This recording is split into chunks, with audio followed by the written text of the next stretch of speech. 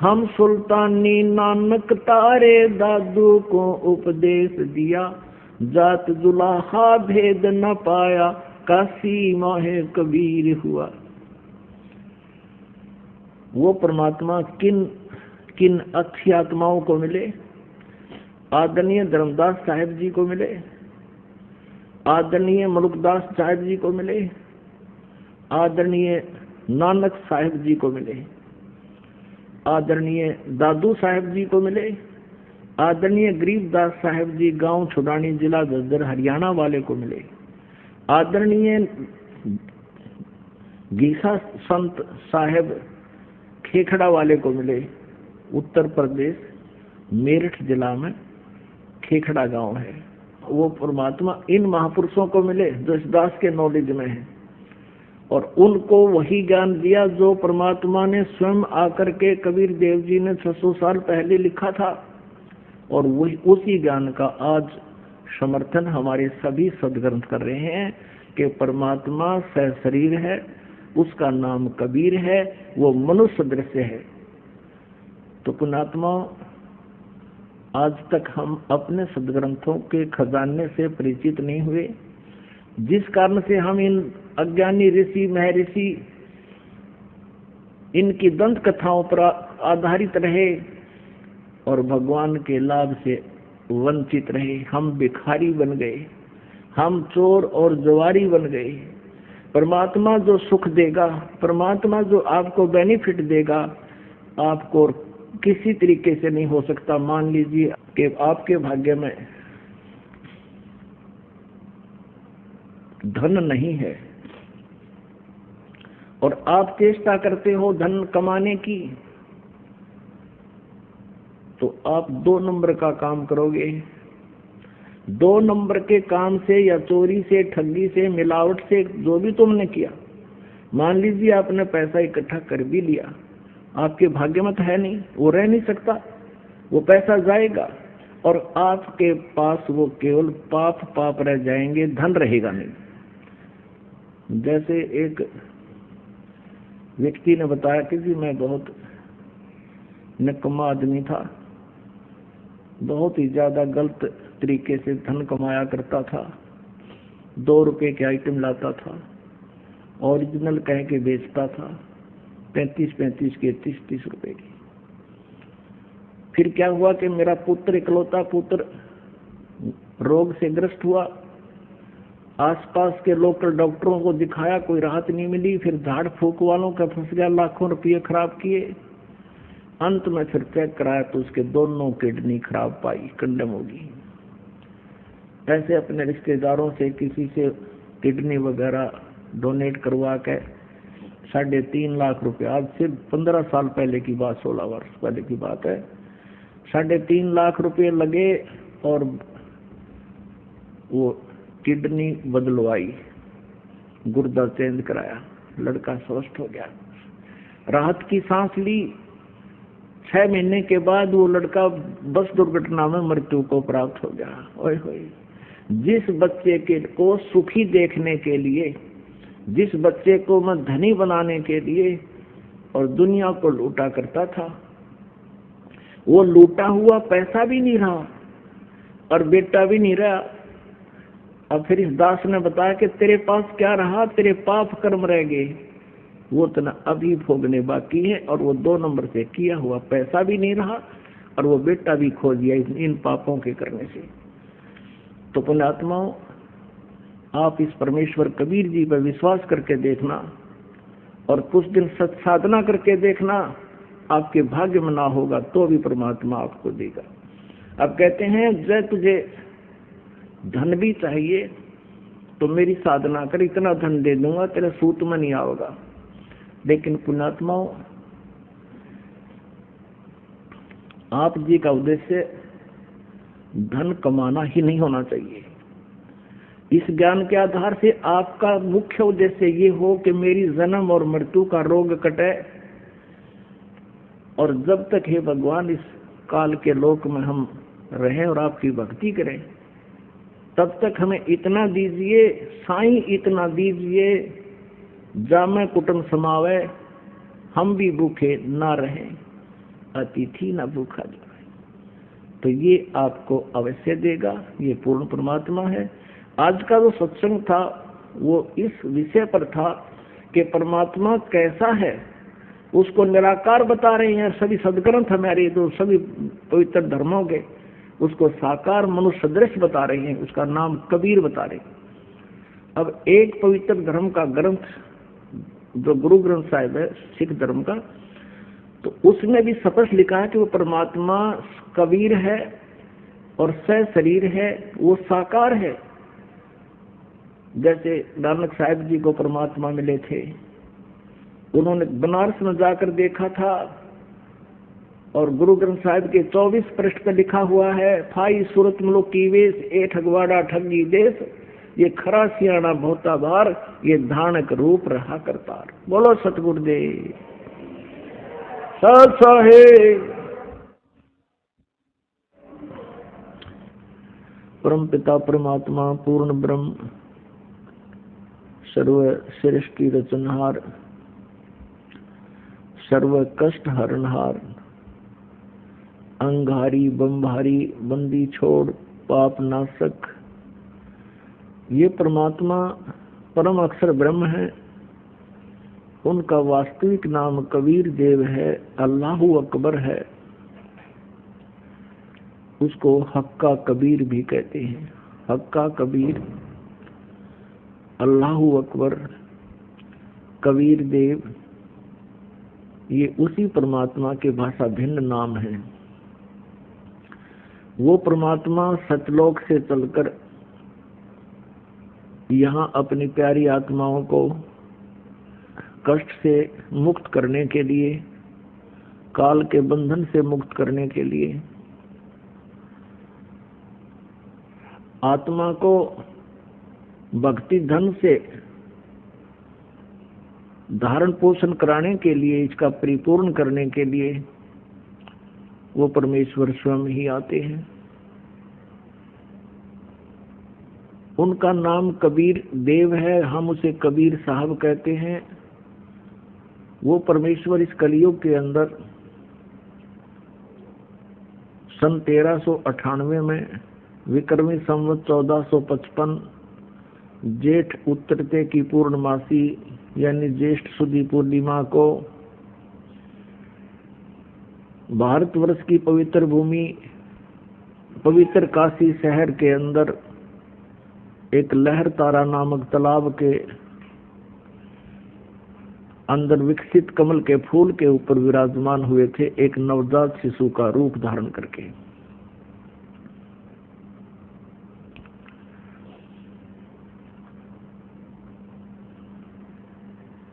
और उनको एक निसंतान जुलाहा दंपति उठा ले गया था। परमात्मा लीला में शरीर से धीरे धीरे बड़े हुए, फिर उस अपने मुंह बोले माता पिता के जो पैतृक कार्य था जुलाहे का, उसी कार्य को करने लगे। और वही पूर्ण परमात्मा परम अक्षर ब्रह्म बनारस में धानक रूप से प्रसिद्ध हुए, यानी जुलाहा कहलाए।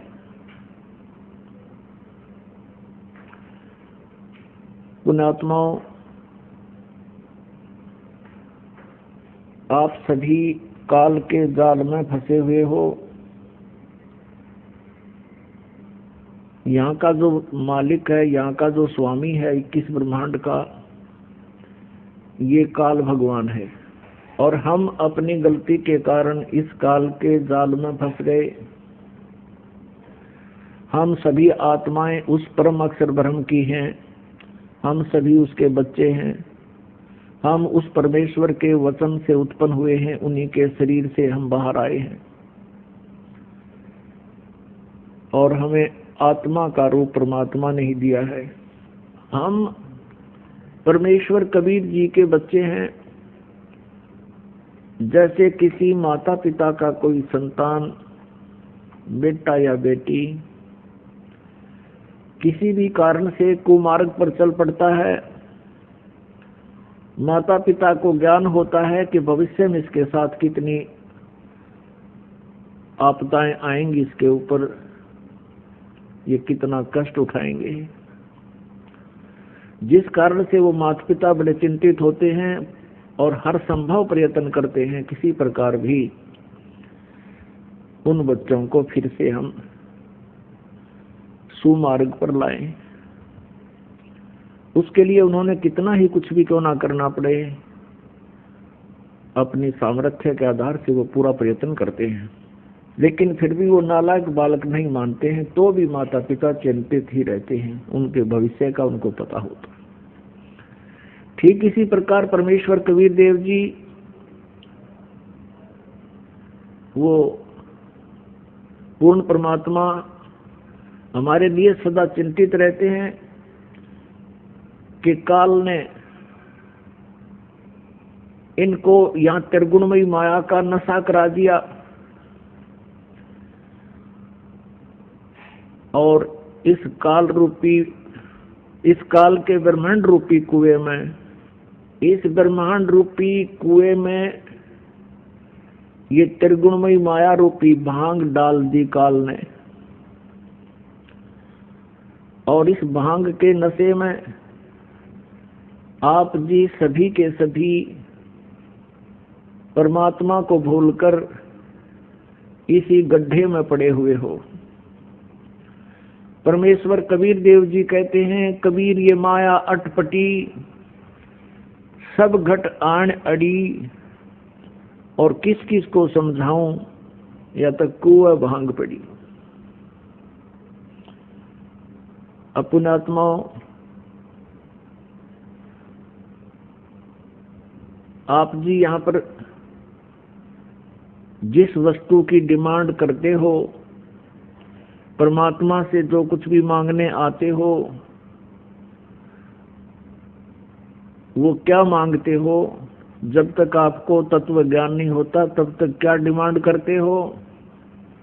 निसंतान संतान की इच्छा लेकर ही यहाँ आते हैं। और कोई निर्धन है जिसके पास धन नहीं है, वो केवल धन ही मांगने आता है। किसी को कोई बीमारी, कष्ट, रोग या कोई अन्य प्रेत बाधा है, पितृ बाधा है, या देव के कारण कोई कष्ट है,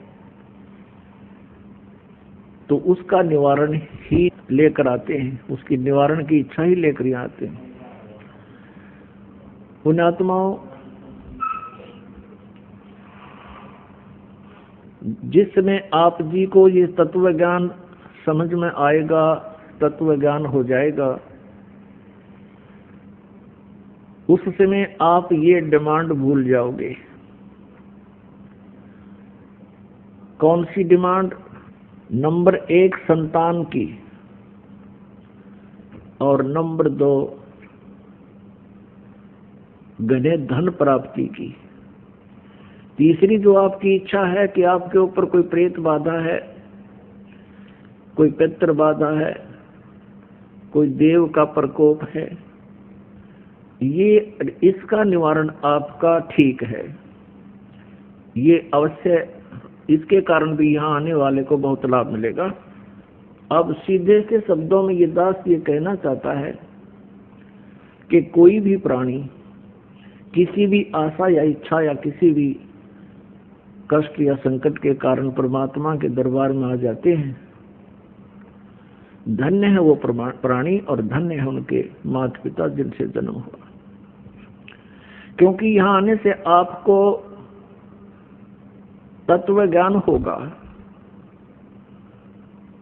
पूरा अध्यात्म ज्ञान हो जाएगा, सभी कर्मों से आप परिचित हो जाओगे, और फिर आप जिस इच्छा को लेकर आए हो उन इच्छाओं को भी परमात्मा से पाओगे, वो भी पूर्ति होगी। लेकिन वो कितनी होगी? जो आपके हित में होगी। जो आपके हित में नहीं होगी, वो इच्छा आपकी यहाँ पूर्ण नहीं होगी। भले ही आप जी ये सोचते रहोगे कि मुझे ऐसा होना चाहिए था, मुझे ये होना चाहिए था, वो आपकी अपनी सोच होगी। परमात्मा क्या करेंगे वो परमात्मा ही जाने। जैसे एक रोगी व्यक्ति किसी अच्छे डॉक्टर के पास जाता है और वहां जाने के बाद फिर वो डॉक्टर को समर्पित हो जाता है।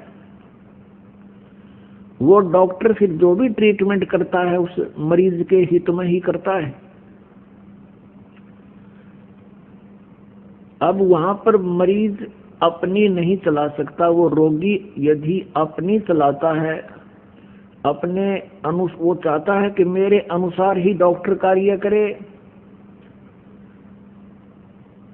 तो डॉक्टर उसकी जायज जो कोई भी होगी इच्छा आवश्यकता उसी को पूरी करेगा, नहीं तो वो अपनी ही क्रियाओं को करेगा, चाहे मरीज को बुरा भी लगे। अब जैसे डॉक्टर को लग रहा है कि इसकी जान जाएगी और टांग काटनी पड़ेगी जिससे इसका जीवन बचेगा, तो डॉक्टर उस कार्य को करेगा ही करेगा। आपकी राय अवश्य लेगा कि तू मरना चाहता है या जीवन चाहता है, तो जीवन चाहता है तो तेरी टांग काटनी पड़ेगी। तो फिर वो मरीज भी स्वीकृति दे देता। वैसे तो रोगी नहीं चाहता कि मेरी टांग कटे, लेकिन जीवन रक्षा के लिए वो टांग कटवाना भी उचित ही समझता है और बिल्कुल ठीक है।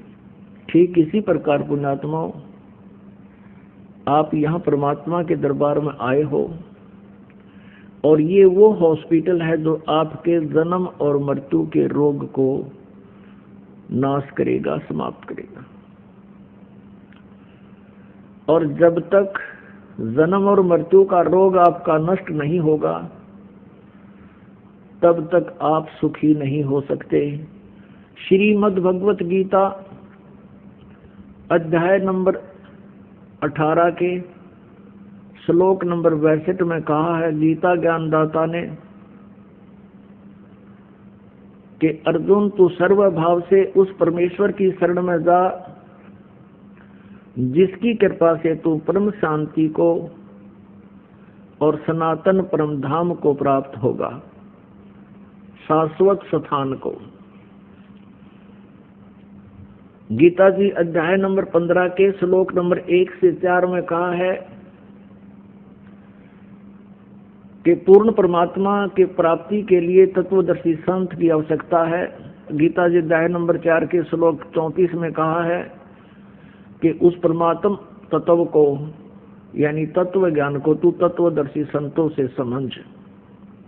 गीता जी अध्याय नंबर 15 के श्लोक नंबर 1 में उस तत्वदर्शी संत की पहचान बताई है कि ऊपर को जड़ और नीचे को तीनों गुण रूपी शाखा वाला ये संसार रूपी उल्टा लटका हुआ एक संसार रूपी वृक्ष समझो, और जो संत इसके सभी विभाग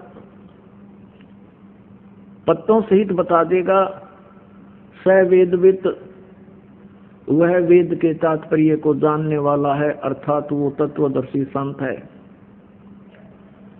परमेश्वर कबीर देव जी स्वयं ही तत्वदर्शी संत की भूमिका भी यहाँ आकर करते हैं, एक अच्छे नागरिक की भूमिका भी स्वयं ही करते हैं, एक नेक शिष्य का रोल भी वो परमात्मा स्वयं ही करके दिखाते हैं, और एक अच्छे कवि के रूप में भी वो सुप्रसिद्ध होते हैं, क्योंकि वो अपनी महिमा की वाणी लोकोक्तियों के माध्यम से सुनाते बोलते हैं, जिस कारण से वे कवि भी कहलाते हैं, लेकिन वो होते हैं परमेश्वर।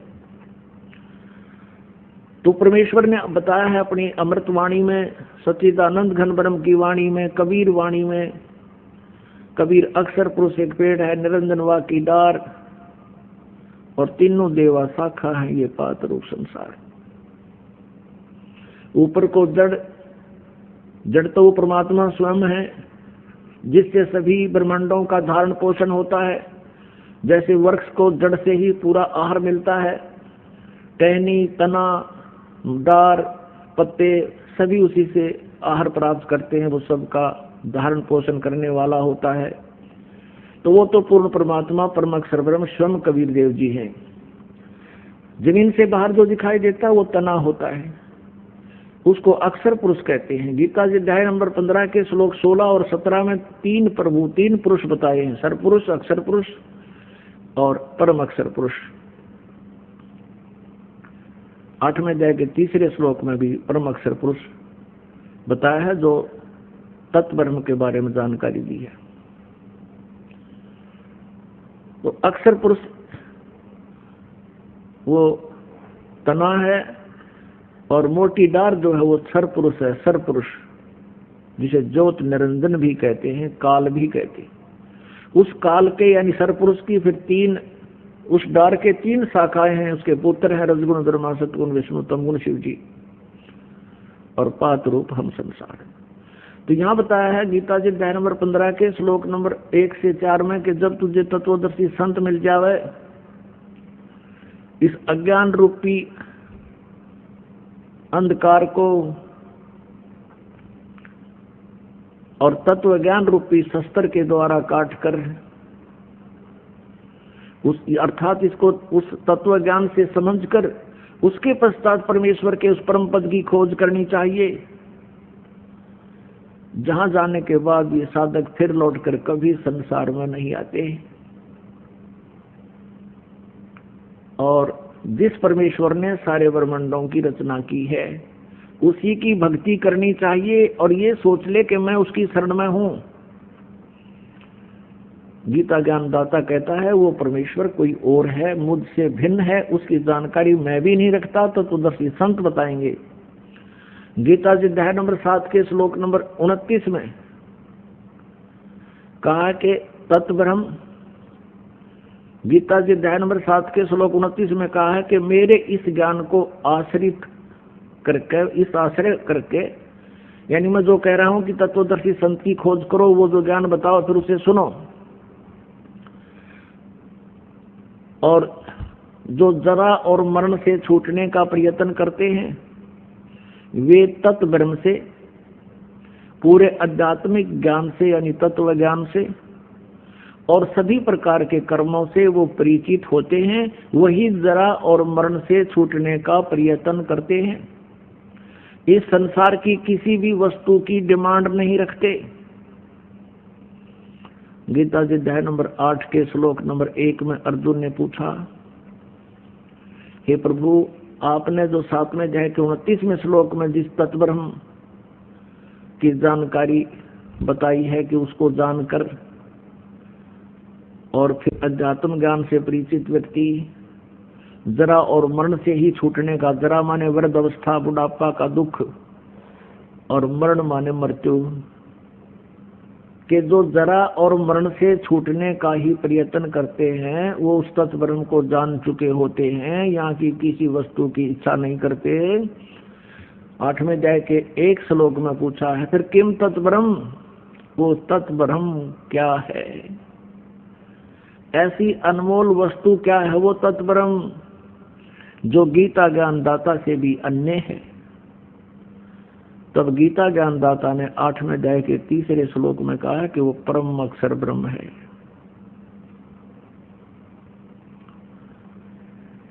और उस परम अक्षर ब्रह्म की साधना करने से प्राणी फिर कभी लौटकर संसार में नहीं आते, उनका फिर जरा और मरण का संकट सदा के लिए समाप्त हो जाता है। जरा माने बुढ़ापा।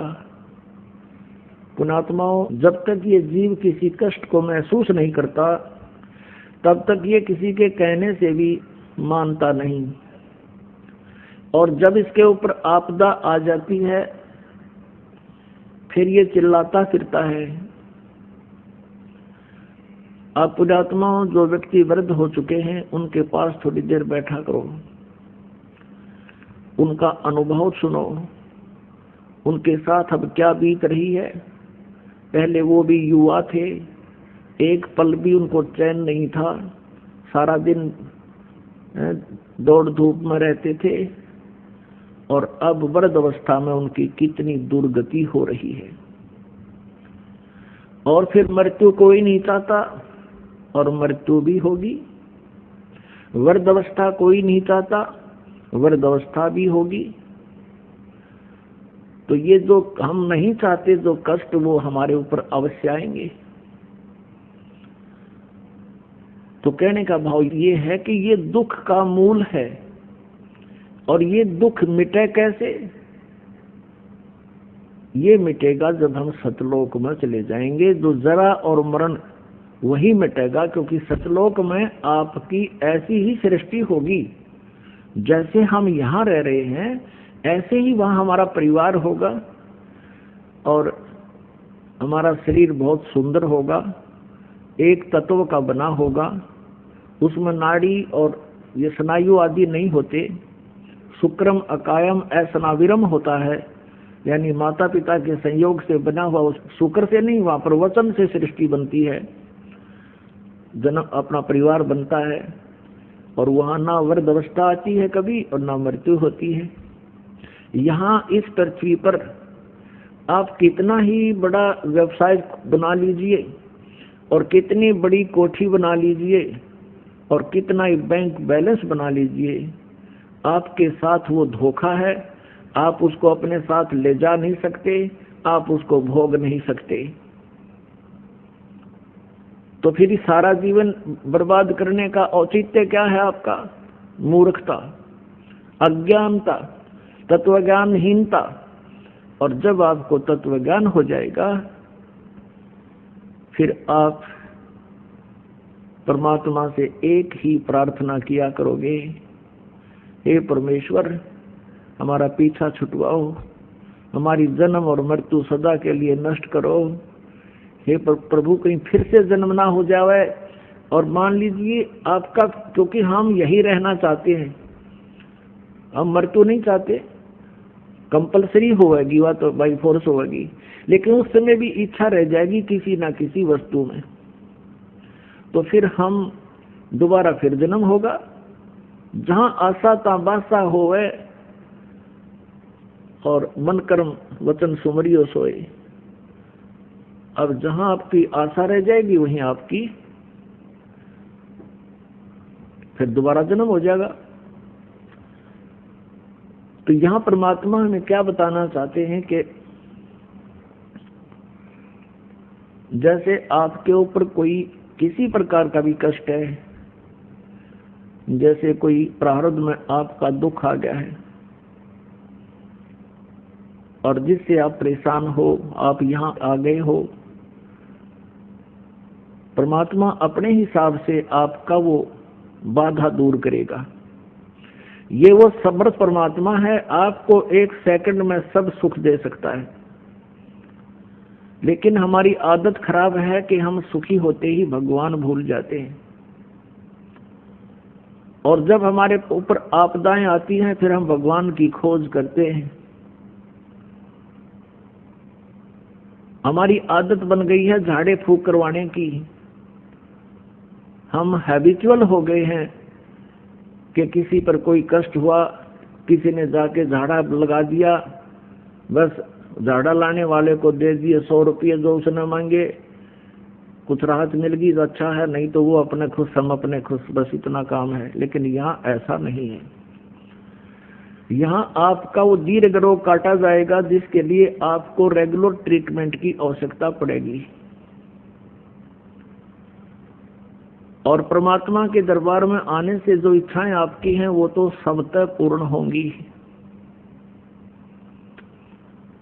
जैसे किसान गेहूं बीजता है,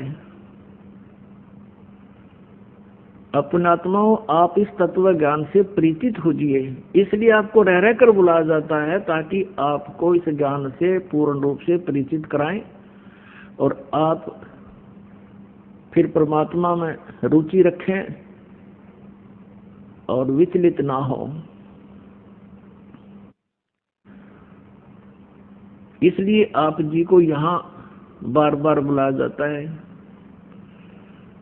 अब परमात्मा के दरबार में आने से आपकी जो, जैसे किसान गेहूं बीजता है, उस किसान का गेहूं बीजने का उद्देश्य क्या होता है?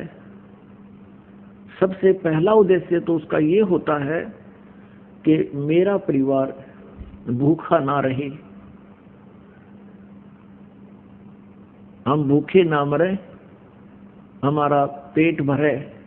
उसके बाद अब जैसे इस उद्देश्य से ही गेहूं बीजा जाता है, और फिर क्या होता है, अब गेहूं बीज दिया तो सबसे पहले उसका तना उत्पन्न होता है, फिर उसके बाली आती है, और बाली में फिर गेहूं होते हैं। पहले पौधा उगता है, तो जो पौधा होता है वो भूस बनता है, और बाली में जो गेहूं होते हैं वो जीवनदाता अन्न होता है। तो पुण्यात्माओं, ये परमात्मा कबीर जी की जो साधना भक्ति आपको दी जाएगी, ये आपको ऐसी होगी जैसे गेहूं बीजना उद्देश्य किसान का अपने परिवार का पोषण था, और उसमें भूस तो अपने आप ही बन गया। उस भूस की उसको आवश्यकता ना थी तो भी बन गया। तो पुण्यात्माओं, जो इच्छाएं आप इधर उधर लिए फिरते थे महापुरुषों के पास, संतों के पास, और वो आपकी भी पूर्ण नहीं हो पा रही थी, ना हो सकती थी, क्योंकि वो संत जिस परमेश्वर की भक्ति करते हैं, जिन देवताओं की साधना करते हैं, वो संत, वो भगवान, उनके देवता आपके प्रारब्ध में परिवर्तन नहीं कर सकते, आपके ऊपर आने वाले संकट का निवारण नहीं कर सकते, और आप वहाँ धनी बनने के लिए जाते थे या किसी कष्ट निवारण के लिए जाते थे, वहाँ आपको कोई लाभ नहीं हुआ और ना ही होना था। तो जैसे किसान का उद्देश्य गेहूं बीजना अपने परिवार का पोषण था, और भूस का कमरा वैसे ही भर गया, जिसकी उसको इच्छा नहीं थी लेकिन तो भी मिल गया। पहले भूसा ही तैयार होता है। तो पुण्यात्माओं, आपका उद्देश्य यहाँ पर जन्म और मृत्यु का रोग कटवाना ही होना चाहिए। आपको जो साधना दी जाएगी, उस साधना में आपकी संसारिक इच्छाएं जो आवश्यक होंगी, और आपके संकट निवारण तो उस भूस की तरह अपने आप ही, ना चाहते हुए भी परमात्मा वो निवारण करेगा, और धन आपको ऐसे देगा जैसे उस गेहूं के भूस तो पहले ही तैयार होना शुरू हो जाता है। अब इस बात को आप गहराई से सोचना, यदि कोई अनजान व्यक्ति गेहूं को परिपक्व न होने दे और पशुओं के चारे के उद्देश्य से उसको कच्चे को काट काट कर चराना शुरू कर देता, खिलाना शुरू कर देता है, पशु तो पल जाएंगे, आप भूखा मरेगा फिर। तो कहने का भाव ये है कि आप जी यहाँ जो मांगने आओगे, वो क्या मांगोगे? मोक्ष। आपका उद्देश्य मोक्ष हो, और उस मोक्ष के साथ साथ आपको जो संसारिक सुविधाएं आपको चाहिएंगी, आपके भाग्य में ना होगा तो भी भगवान देगा। आपके भाग्य में कोई आपत्ति होगी, मालिक वो नहीं देगा। आपत्ति का अर्थ है, जैसे कई बहनें आती हैं संतानोत्पत्ति की, संतान की डिमांड करने, परमात्मा वो रजा भी उनको बख्श देता है। कई एक स्थिति ऐसी आती हैं जो परमात्मा की रजा होती है, लेकिन प्रार्थना करते हैं, आते हैं बहन बेटियां कि ऐसे ऐसे जी हमारा गर्भ गिर गया। हम उनको सांत्वना देते हैं, बेटी भक्ति करो, परमात्मा पर विश्वास रखो, फिर ठीक हो जाएगा। फिर भी वो प्रार्थना करती हैं 6 महीने साल के बाद कि जी दूसरा भी ऐसे ही खराब हो गया। तो उनको ये तत्व ज्ञान ना होने से वो बहुत विचलित हो जाते हैं और भगवान से दूर चले जाते हैं। और मान लीजिए वहां उनको कृपा हो भी जा, कोई संतान उसके ठीक ठाक उत्पन्न होगी, और वो संतान उसकी दुश्मन हो जाए आगे चल के। दुश्मन कैसे हो जाते हैं? जैसे एक लड़के का विवाह हुआ, विवाह होने के बाद उन्हें उस लड़के ने अपनी पत्नी को मारा पीटा दहेज के बारे में, उस लड़के ने आत्महत्या कर ली। वो माँ भी, बाप भी, बेटा भी और बहन भी सारी जेल में। अब यहाँ आप विश्वास रखना इस परमात्मा, क्योंकि हम जीव हैं, भगवान परमात्मा परमात्मा ही होता है। हम जीव संज्ञा से कुछ भी मांगते रहे वो नहीं देगा। जैसे उन बहनों के वो गर्भपात हो रहा था, वो परमात्मा का ऑपरेशन था। यदि कोई ऐसी नालायक संतान आपके भाग्य में थी, उसको निवारण कर रहे थे, भगवान को दोष नहीं होता। वो अपने हिसाब से उनको, उनका जीवन संस्कार आपके संस्कार से काट रहे थे, समाप्त कर रहे थे। पुण्यात्माओं, आप जी भगवान के बारे में और आध्यात्मिक ज्ञान के बारे में बिल्कुल माइनस है, माइनस। अभी तक जो भी ज्ञान हमें प्राप्त हुआ वो अज्ञान से भर रखा है हमारे को। आप जी परमात्मा की तलाश में, खोज में घूम रहे होते हो। परमेश्वर कबीर जी ने स्वयं आकर हमारी सतिथि को स्पष्ट किया है कि पर्वत पर्वत में फिरा, कारण अपने राम, राम जैसे संत मिले जिन सारे सब काम। परमात्मा से मिलने वाले लाभ के लिए ये प्राणी ना जाने कहां कहां भटकते हैं। परमात्मा हमें बताना चाहते हैं कि जब मेरा कोई संत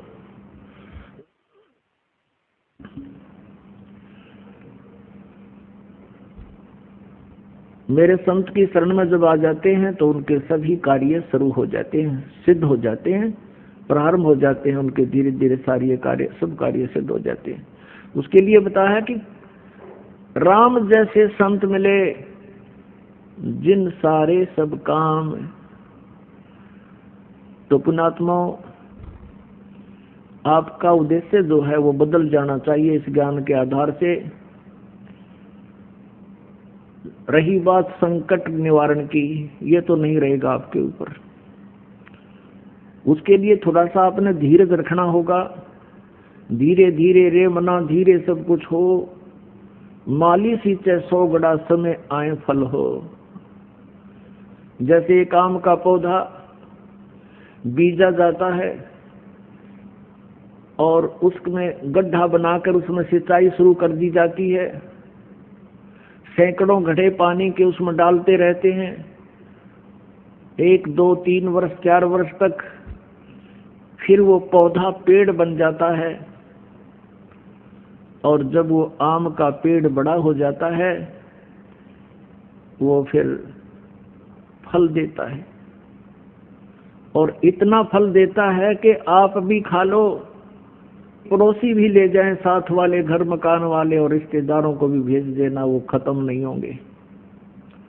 कहने का भाव ये है कि आज तक आप जो साधना कर रहे थे वो शास्त्र विधि त्याग कर मनमाना आचरण कर रहे थे। आज का अर्थ है कि जो पहली बार इस परम अक्षर ब्रह्म की शरण में आते हैं, कबीर परमेश्वर की शरण में आते हैं, उससे पहले। और वो साधना क्या थी? आप जी ने जैसे किसी भी संत पंथ से उपदेश लेकर नाम जाप कर रहे थे, भक्ति कर रहे थे, वो बबूल बो रखी थी, किक्कर बो रखी थी। और उन अज्ञानियों ने आपको बता रखा था कि ये आम का पेड़ है। आप जी उसकी सिंचाई कर रहे थे, अर्थात पूजा कर रहे थे, काल की पूजा कर रहे थे, उस किक्कर की, बबूल की पूजा कर रहे थे। आम जानकर, यानी वो दयालु भगवान जानकर तुम काल की पूजा कर रहे थे। काल की पूजा कौन कौन सी है? ये 5 नाम काल के जानो, जो राधा स्वामी पंथ में, जय गुरुदेव पंथ में जो प्रचलित है, ये 5 नाम काल के जानो। तीनों देवा काल हैं, ये ब्रह्मा विष्णु महेश, भूले चूके समझियो सबका हु आदेश। क्योंकि श्री ब्रह्मा जी, श्री विष्णु जी, श्री शिव जी ये काल के पुत्र हैं, और यही तीनों इस काल के पूरी व्यवस्था को संभाले हुए हैं। इनकी पूजा करने वाला भी काल के ही जाल में रहेगा, इनसे बाहर नहीं हो सकता। अन्य जितने भी देवी देवताएं आप पूजते हो ये सब काल के अंतर्गत हैं। सुर नर मुनिजन 33 करोड़ी, बंदे सभी काल की डोरी। अब आप किसकी पूजाएं कर रहे थे?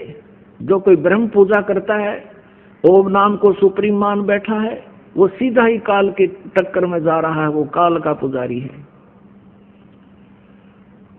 अब हमने दयाल की पूजा करनी है। परम अक्षर ब्रह्म की पूजा छोड़कर जो भी साधनाएं आप करते थे, आपने बबूल बो रखे थे। और जो कबीर पंथी है, नकली बने हुए हैं कबीर पंथी, ये भी अन्य ही नाम देते हैं, उनके पास सच साधना नहीं है। वो भी कबीर परमेश्वर की आड़ में आपको बबूल का बीज दिए हुए हैं और आपने वो किक्कर बीज रखी है। सतनाम की साधना के बिना सभी जितनी भी साधनाएं हैं वो सब बबूल है, यानी काल की साधनाएं हैं। सतनाम के अंदर 2 अक्षर होते हैं, एक ओम अक्षर है, दूसरा तत्व है जो सांकेतिक है, और तीसरा फिर एक मंत्र आपको और मिलेगा जो सार नाम होता है। परमेश्वर कबीर जी ने कहा था कि धर्मदास तो लाख दुहाई, ये सार शब्द कई बार न जाई। सार शब्द बार जो पढ़ी, बिचली पीढ़ी हंसनी तरही। इस मूल मंत्र को, इस सार नाम को तब तक छुपाई जब तक ये 12 पंथ ना मिट जाए। तो पुण्यात्माओं, आप जी इस आम के बीज को अब बीजोगे। आपको ज्ञान इसलिए कराया जाता है कोई आपको भ्रमित ना कर सके, कहीं आप जी के आम के पौधे को उखड़वा कर और फिर से उसमें उसी गड्ढे में बबूल ना भिजवा दे।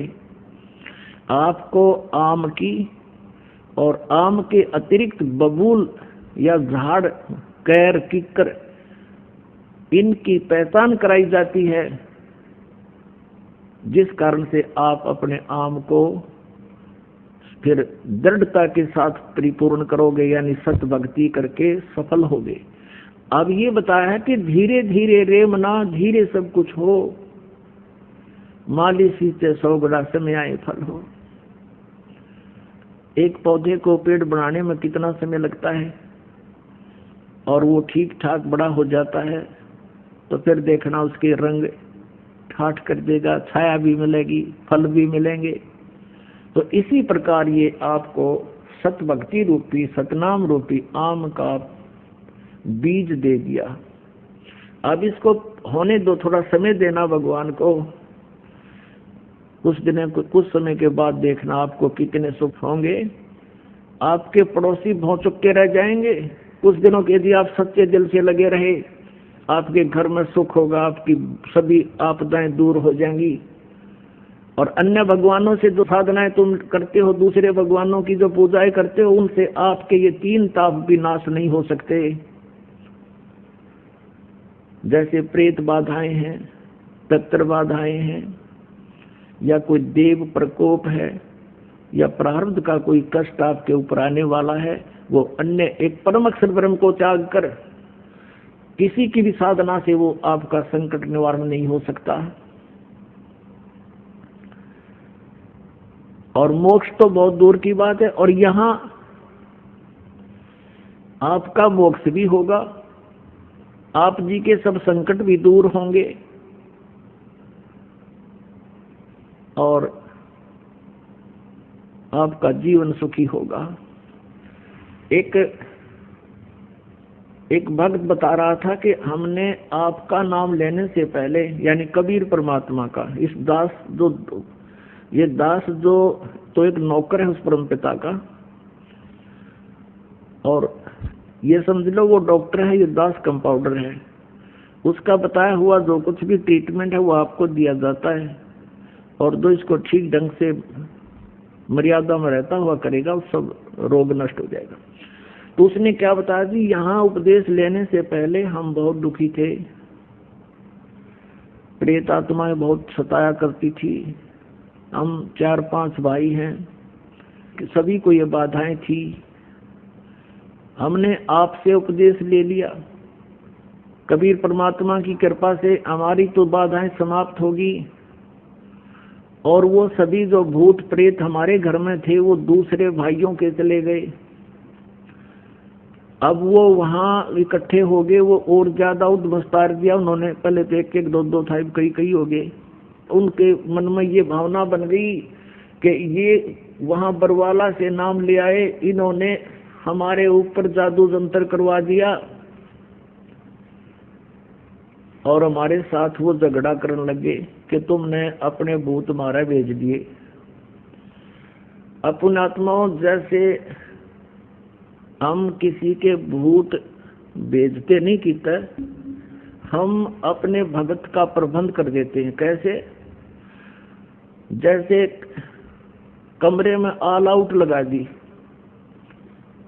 ऑल आउट लगाते ही मच्छर सारे भाग जाते हैं, वो फिर दूसरे कमरे में जाएंगे जिसमें ऑल आउट को नहीं। तो परमात्मा कबीर जी का जो सतनाम है, सच्चा नाम आपको दिया जाता, प्रथम मंत्र भी और दूसरा मंत्र भी, ये ऑल आउट है। और जिस घर में ये ऑल आउट लग जाएगी वो मच्छर फिर दूसरे घर जाएंगे। भाई हम जंतर मंत्र नहीं करते, और उनको भी चाहिए कि वो ऑल आउट लगा ले, वो भी ले जाएं अपना मंत्र यहाँ से, उनका भी भाग जाएंगे फिर कितना। तो पुण्यात्माओं, परमेश्वर को ना पहचान कर हम ऐसे भटक रहे थे। प्रसंग चला था कि भी कोई तो संतान ही मांगने आता है, कोई धन मांगने आता है, उसके लिए परमात्मा आपको एक थोड़ा सा गाइडलाइन देते हैं। भाई क्या मांगो कुछ थिर न रहाई, देखत नैन चला जग जाई, 1 लाख पूत 1.25 लाख नाती, उस रावण के दीवान बाती। ओए होए, कितना बढ़िया एग्जाम्पल दिया भगवान कबीर साहब ने। आप एक पुत्र प्राप्त करके के कला तोड़ोगे न, बताओ। मान लीजिए परमात्मा, आप पुत्र प्राप्ति नहीं हुई आपको, और आप जी उस पुत्र प्राप्ति के लिए यहाँ आए हो, और परमेश्वर नहीं चाहता कि आपके संस्कार में कोई ऐसा निकम्मी संतान हो जो आपको आगे जाके बहुत दुखी कर दे, तो नहीं देगा। तो इस प्रकार संतान प्राप्ति ना हुई, बिना ज्ञान के वो प्राणी क्या करेंगे? फिर यहाँ से चले जाएंगे, फिर कहीं और धक्के खाएंगे। संतान तो वो होनी नहीं, क्योंकि यहाँ नहीं है तो कहीं और तो हो ही नहीं सकती। परमात्मा अगर चाहेंगे तो यहाँ सब कुछ दे सकते हैं। यहाँ आपको दिखाते हैं एक 27 साल की उम्र में। अब चक्कर क्या है, बिना ज्ञान के हम एक का डिमांड करते आए। कल एक भगत का फोन आया, जी हमारा 27 साल में दया करी भगवान ने, और फिर बूंदा सा मुंह करके कहा, जी इकट्ठी 2 लड़की होगी। मगर तो मैडम मांगने संतान आए थे, ये बूंदा मुंह क्यों कर रहा है? अब तुम मांगने तो संतान आओ। तो परमात्मा ने सोची शायद ये इसी तरीके से लगे रहे तो भी अच्छा, 2 लड़की इकट्ठी दे दी। और फिर उसको समझा, भाई परमात्मा की आत्मा है, लड़का हो या लड़की, या भूल भी मिटाओ तुम। तो हाँ, वो यहाँ से चले जाते हैं तो संतान तो उनको होनी नहीं। फिर क्या होता है, ये समाज काल प्रेरित होता है। उस बहन को कोई ना कोई पड़ोसन या कोई रिश्तेदार आकर के कहेगा कि बालक नहीं हुआ, तो बुरा सा मुंह करके कहती है, पता नहीं भगवान के घर में क्या कमी आ गई, यानी बहुत दुखी होती है। फिर वो जो उसको इंजेक्शन लाने आई है ना कि संतान पेट चाहिए थी, फिर वो बताओगी वो फलाने उस गांव में जाते दवाई दे हर नो पुत्र हो जाते हैं, फिर वो वहां धक्के खाओगी। तो पुण्यात्मा, अंत में वो बहन मृत्यु को प्राप्त हो जाती है, संतान नहीं होती। इस काल के जाल को समझना। फिर वो क्या बनाता है ये काल, क्योंकि उसकी इच्छा यही होती है कि मेरे संतान होती, मेरी इज्जत हो जाती। इस तरह फिर उसको क्या बनाता है ये काल भगवान, अगले जन्म में उसको कुतिया की योनि में भेज देता है और फिर कहता है ले अब पूरी कसर काट लिया अपने संतान उत्पन्न करने की, 8 एक के टाइम में जमेगी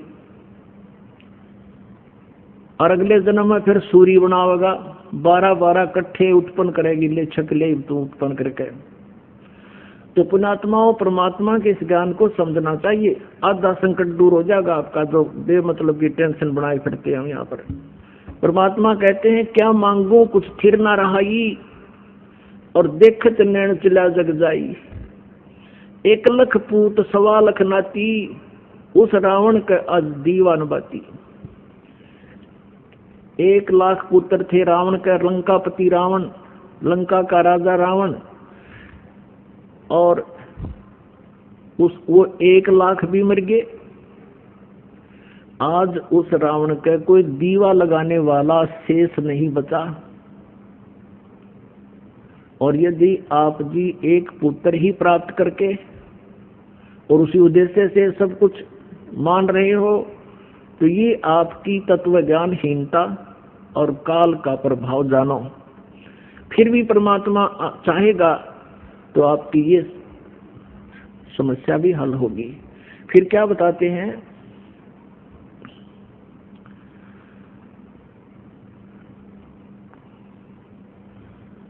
परमात्मा कहते हैं आवत संग ना कोई जात संगाती, क्या भया दर बंदे हाथी। अब राजा को बताते हैं, राजा लोग अपने किले के बाहर हाथियों की लाइन बांध लेते थे, सैकड़ों हाथी बांध कर रखते थे अपनी प्रभुता दिखाने के लिए कि कोई राजा का दूत घूम रहा हो और वो देख जाएगा कि उस राजा के पास तो सैकड़ों हाथी बाहर बंध रहे हैं, तो इतने हाथियों को अपने द्वार पर बांध कर हाथी राजा अपनी समर्थता का प्रतीक मानता था। अब परमात्मा उसको कहते हैं रे बोले प्राणी, आवत संग ना कोई जात संगाती, क्या भया दर बांधे हाथी। दर माने द्वार पे। कहे कबीर अंत की बारी, हाथ झाड़ जैसे चला जुआरी।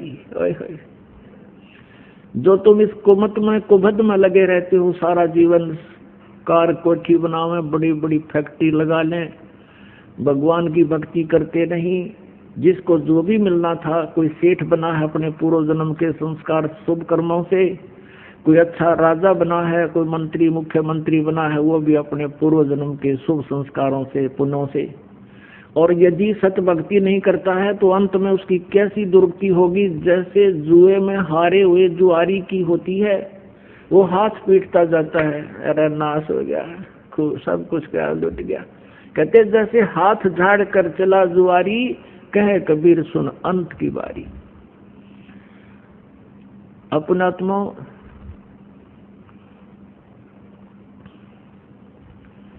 कबीर परमेश्वर जी की डिक्शनरी में इम्पॉसिबल वर्ड नहीं है, ये वो समर्थ परमात्मा है, इसके शब्दकोश में असंभव शब्द नहीं है।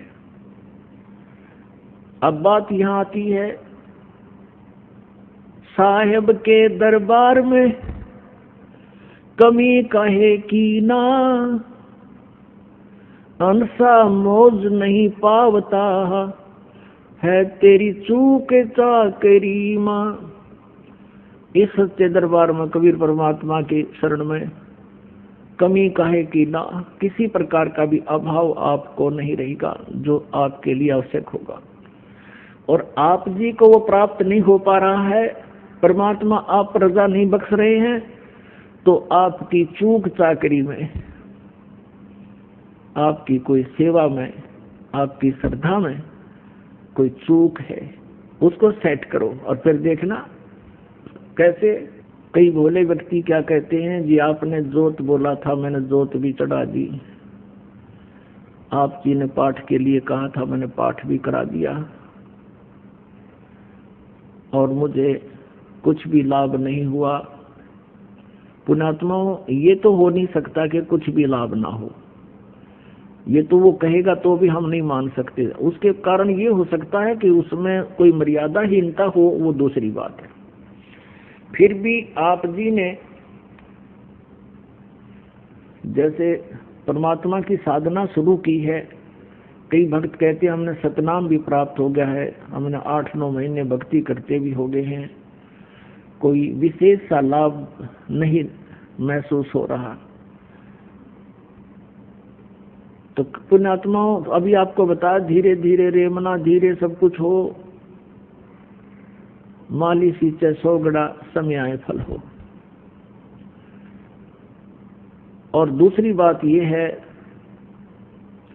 जैसे किसी के ऊपर आपदाएं आई हैं, कोई दुखी है तो अपने पाप कर्मों से है, पिछले जन्म के पाप कर्मों के आधार से आपका प्रारब्ध बना है। वो प्रारब्ध के दुख, वो पापों का जो संकट आपके ऊपर मंडरा रहा है, आपको परेशान कर रहा है, तो उसके लिए आपको ये साधना बताई गई है, भक्ति प्रारंभ कीजिए, आप करते रहिए। जितनी भक्ति, दान, धर्म, सेवा और ये आप बढ़ाते चले जाओगे, उतना ही आपको राहत मिलती चली जाएगी।